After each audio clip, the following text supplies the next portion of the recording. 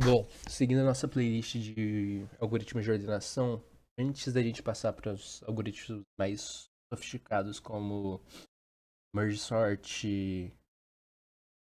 Quicksort, a gente precisa entender um conceito bastante crucial, assim, que algumas pessoas não entendem, ou têm muita dificuldade de entender, que seria o quê? Recursão.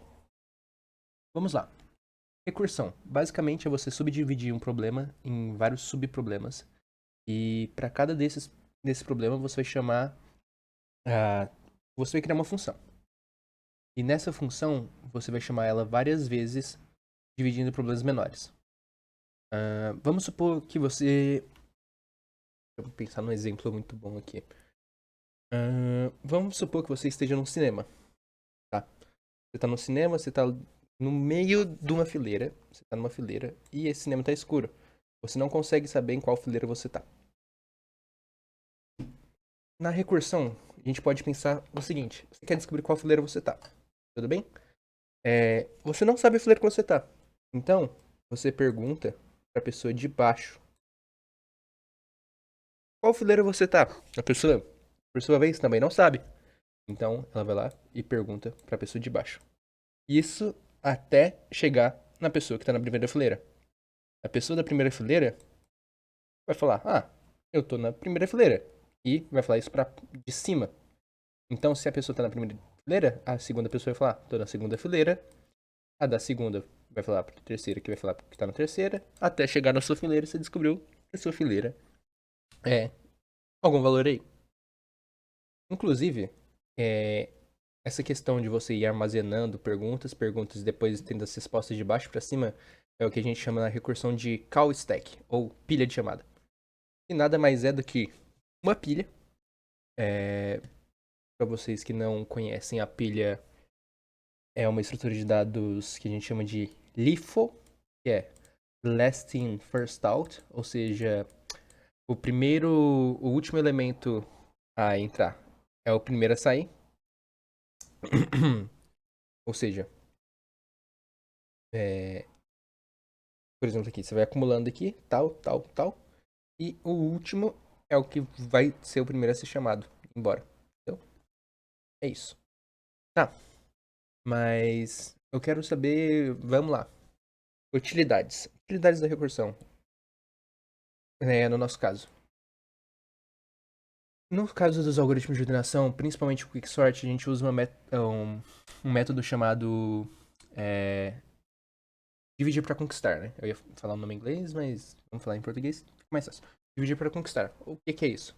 É justamente a recursão. A gente tem um problema e a gente vai subdividir esse problema em vários subproblemas. Tá. Agora, exemplo de recursão. O que nós precisamos ter numa recursão? A recursão, ela precisa ter a sua chamada recursiva, óbvio, que é onde você chamar a função de novo. Por exemplo, tem uma função, vamos supor em Python, nós temos uma função n.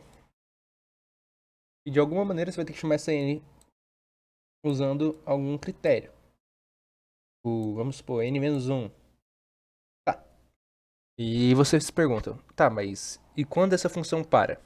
E é aí que a gente entra também no caso base. O que seria o caso base? O caso base seria o último caso. Quando a função chega nesse caso, ela tem que acabar e dar um retorno. Aqui, por exemplo, ela ia descer a fileira até chegar na primeira fileira. Então, o caso base que seria a primeira fileira. Tá bom. A gente tem o caso base e a chamada recursiva, que vai ser a chamada que a gente vai chamar várias vezes até chegar no caso base. Certo? Certo. Muito importante também. O Python ele é limitado a 1000 é, chamadas de recursão. Ou seja, a partir do momento que você sai da 999, ele vai dar um problema de recursão profundidade. Ele chegou na profundidade 1000 da recursão, então ele quebra automaticamente. Tá. Vamos pensar nisso agora pensando no Python. Antes de ir pro Python, vamos supor, a gente quer fazer uma contagem regressiva. Vamos supor que a gente queira fazer uma contagem regressiva. Então a gente vai ter a função contagem regressiva, contagem CR. Tá, essa é a nossa função. Essa nossa função recebe como parâmetro um número.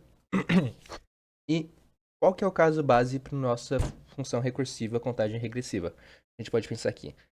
Qual que seria o número mínimo que a gente quer na nossa contagem regressiva? Ela vai até 1 ou vai até 0? Vamos supor que ela vai até 0. Então, a gente vai ter um if n igual a 0, tá? Se o nosso n for igual a 0, a gente vai retornar o quê? A gente vai dar um return. Return.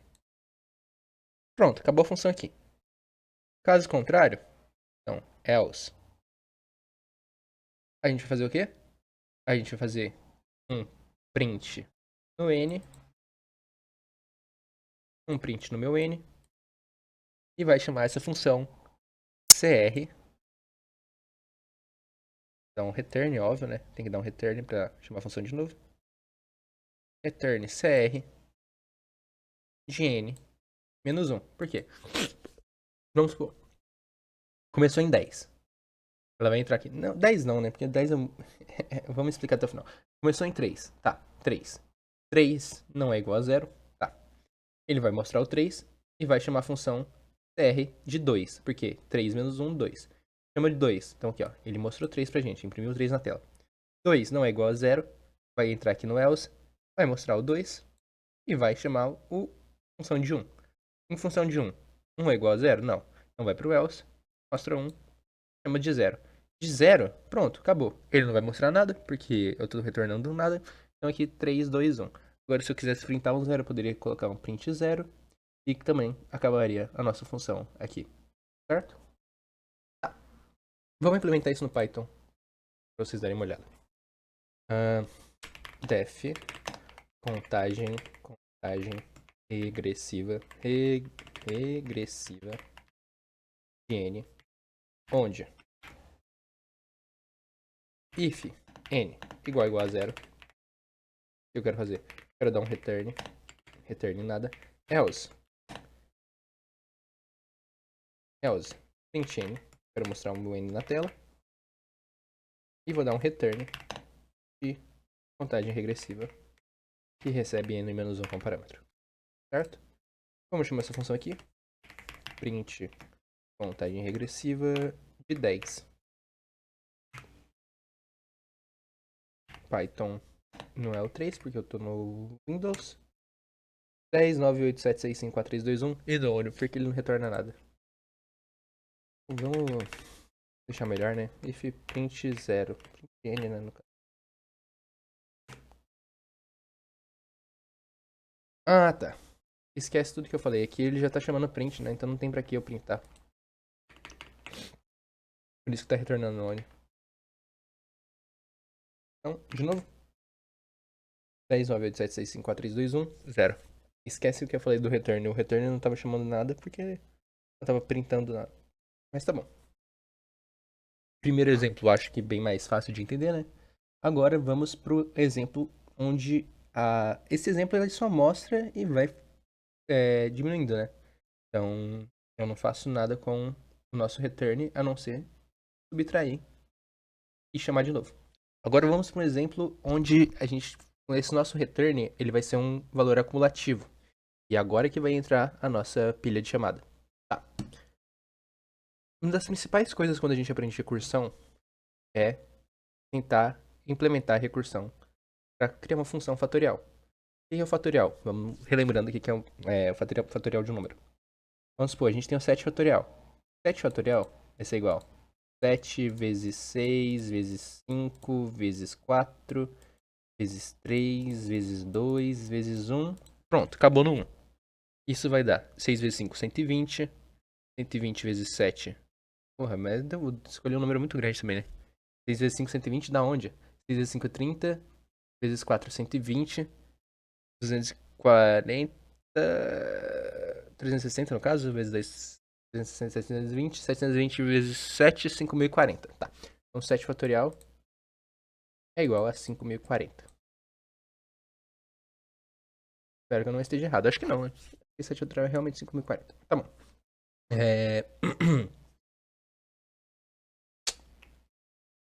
Então, vamos pensar. E a gente sabe que fatorial de 0 é sempre 1. Tá. Então a gente sabe que Fatorial é você pegar o número que você tá e multiplicar por ele menos 1 até chegar em 1. Certo? Certo. Então como a gente poderia pensar nisso? Nosso caso base poderia ser 1, porque fatorial de 1 é 1. E fatorial de 0 também é 1. Então, a gente pode construir ela aqui, ó. A função fetch, que vai ser fatorial, recebe um número como parâmetro. Um número como parâmetro. E o que a gente precisa nesse número? Vamos criar o caso base. Primeira coisa de toda função recursiva é você ter o caso base. Nosso caso base aqui vai ser o quê? Simplesmente if n menor ou igual a 1. Pronto. Se for isso, a gente dá um return no 0. Return no 1, né? Return 1. Agora, a gente tem que pensar o seguinte. O que a gente vai fazer? Agora é complicado de pensar. A gente precisa fazer com que este número seja multiplicado por esse. E depois, a gente precisa que este número seja multiplicado por esse. E depois, que esse número seja multiplicado por esse por esse, e assim sucessivamente até chegar em 1. Que é onde ele vai bater no caso recursivo e voltar a 1. Tá. Então a gente pode pensar no seguinte. Eu quero que meu set... Vamos pegar meu set. Fixando meu set. O que seria meu set aqui nesse caso? Seria meu próprio n. Tá. Então, gente, nosso set vai ser nosso n. N. E multiplica. E agora eu preciso que essa função subtraia, né? Preciso subtrair. Então eu preciso do meu n vezes o minha função fat, que é a minha função fatorial, de n menos 1. Tá bom. Mas vocês concordam que eu fazendo isso aqui... Esse aqui tem um else aqui, tá? Ele tá debaixo do if. Deixa eu melhorar isso aqui. Esse if aqui, ó. Nesse return. E fora desse if não tem mais nada, ó. If só vem pro return aqui, ó. Tá no return. Pronto. N vezes fat de n menos 1. Tá, mas vocês concordam que se eu fizer isso, ele vai fazer o que ele vai fazer aqui? Nada. Ele não vai ter retorno nenhum, porque eu não tô retornando nada. Então, obviamente, a gente tem que chamar o return. Return n vezes fat de n menos 1. Tá. Então, o que vai acontecer aqui? Eu vou usar um exemplo menor, tá? Fatorial de 3, tá? Fatorial de 3. Tá. Meu n é menor ou igual a 1? Não. Então, o que ele vai fazer? Vai chamar o n vezes fat de 2. Pronto. Deixa eu salvar aqui. Pronto. Agora ele vai fazer o quê? E o 2 agora. A gente vai descer pro 2. 2. 2 é menor ou igual a 1? Não. Então ele vem 2 vezes fat de 1. Certo? Certo. Agora ele vai para fatorial de 1. 1 é menor ou igual a 1? É. Então ele vai retornar 1. Pronto. Nosso último retorno aqui. 1. Acabou. E agora, como ele faz esse cálculo? Ele vem subindo. A gente sabe que fat de 1 é 1. Então vai ser 2 vezes 1. Tá vendo? Sempre de baixo para cima, tá? Isso que é apelido de chamada. Sempre de baixo para cima. 2 vezes 1 é igual a 2. Tá, a gente sabe que agora fat de 2 é 2. Então, 3 vezes 2 é igual a 6. Certo? Certo. E, realmente, o fatorial de 3 é 6. Agora vamos implementar isso na mão. Para ficar mais claro ainda. Def fatorial. Então, o que a gente precisa? Parâmetro meu n vai ser o número if n menor ou igual a 1. Vamos dar um return no 1. Return 1. Else. Não precisa colocar o else, tá? Porque ele já vai entrar aqui de qualquer jeito. Mas só para deixar o mais claro possível. Return de n vezes fatorial de n menos 1. Agora sim a gente precisa printar porque a gente só tá dando um retorno. Print fatorial de 3. 3. 6. Fatorial de 7, que eu falei que era 5.040. Vamos ver se eu acertei. 5.040. Ela não tá tão ruim de matemática assim. 12. Esse número aqui, eu acho que é 4.790.000. Não, é mais. 47.900.000. Não. 47.900.000. 469 milhões. 1.600. Tá. Enfim, autistei agora. Mas, ó. Lembra que eu falei que o limite de profundidade de uma recursão é quando ele chega em 1.000, né? Então, por exemplo, se eu colocar 999, ele provavelmente vai imprimir um número exatamente gigantesco. Mas, se eu colocar 1.000, vamos ter um... Opa! Vamos ter um erro, ó. Maximum Recursion Depth Exceeded. Ou seja, profundidade máxima de recursão excedida. Ou seja, ele foi desempilhando, desempilhando, desempilhando a pilha e acabou chegando no 1.000. Ou seja, excedeu o limite. Pronto. Bem simples. Recursão é isso. Não tem muito mais o que ter, a não ser que dá pra fazer tipo muita coisa